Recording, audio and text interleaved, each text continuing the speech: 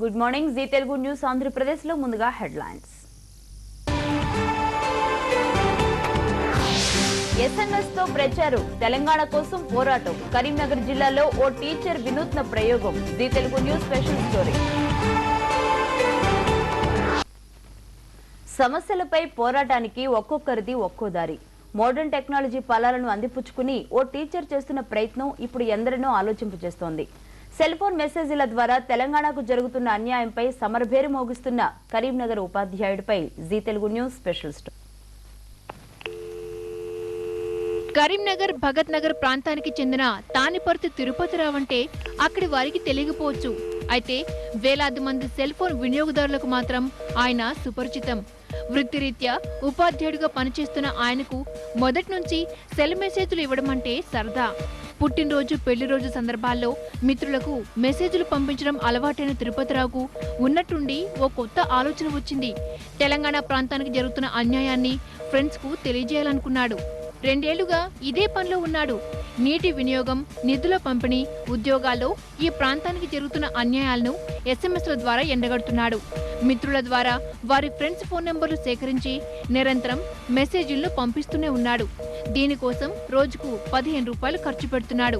దీంతో పాటు computer system ద్వారా కూడా తన ఉద్యమాన్ని కొనసాగిస్తున్నాడు.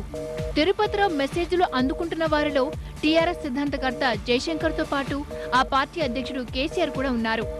తెలంగాణకు జరుగుతున్న వివక్షపై కనీసం 10 లక్షల మందికైనా తన ఫోన్ సందేశాల ద్వారా అవగాహన కల్పించాలన్నది ఆయన లక్ష్యం.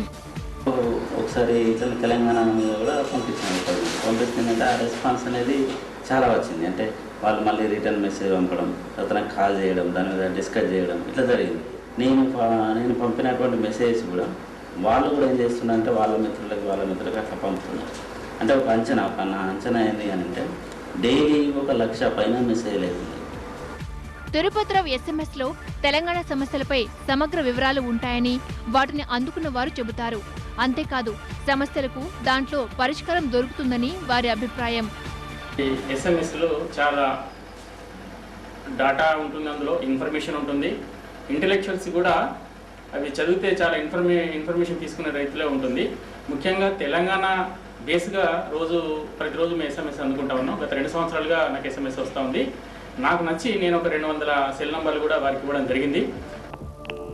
ఎలాంటి స్వలాభం లేకుండా ఒక సమస్య పరిష్కారం కోసం ఆధునిక సాంకేతిక పరిజ్ఞానాన్ని ఉపయోగిస్తున్న తిరుపతిరావు లాంటి వ్యక్తి నేటి సమాజానికి ఎంతైనా ఆదర్శనీయం. Zee Telugu news, Karimnagar. 9 గంటలకు ప్రసారమయ్యే జీ తెలుగు న్యూస్ లో మళ్ళీ కలుసుకుందాం. నమస్కారం.